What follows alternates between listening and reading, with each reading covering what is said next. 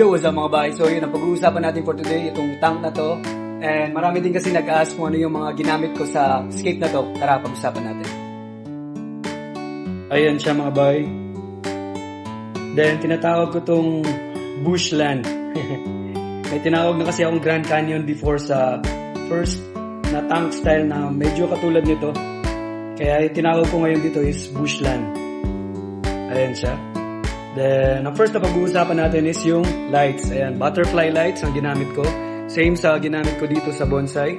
Ayan. Ang maganda dito is, sa lights na to is, hindi talaga paspas maka-algae and tamang-tama lang sa tank na pang low maintenance. And goods talaga siya for moss. Ayan, after that is yung filter. Ang ginamit ko na filter dito is external filter. Ayan siya.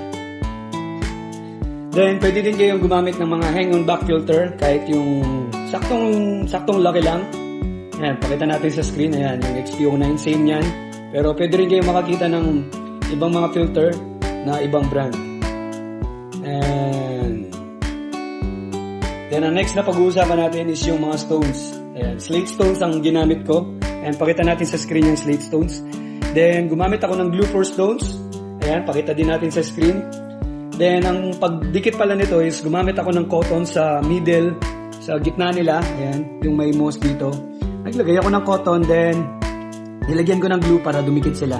Ganun lang yung way para sa pagdidikit ng mga bato. Ang ginamit ko na plants dito is, ayan, dwarf hair grass, Anubias petit.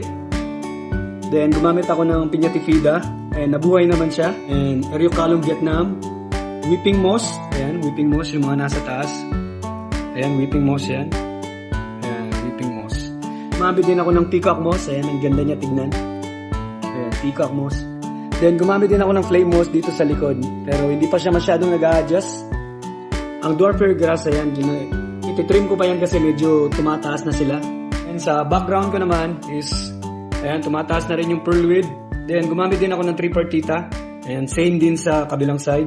And, ayan siya, guys. And syempre, gumamit din ako ng sand sa front, aqua soil sa likod para may nutrients yung mga plants. Maraming nagtatanong kung bakit meron akong fan sa escape tank ko. Pag-usapan natin yan sa next vlog. I-add ko lang pala yung mga woods na ginamit ko, ayan, mga tweety woods. Then, ang nakanindot sa kanya is, para magmukha siya malayo is, palit yung woods na ginamit ko. Ayan siya, guys. Then, after that, syempre, pakita na natin yung full video sa tank. Tara!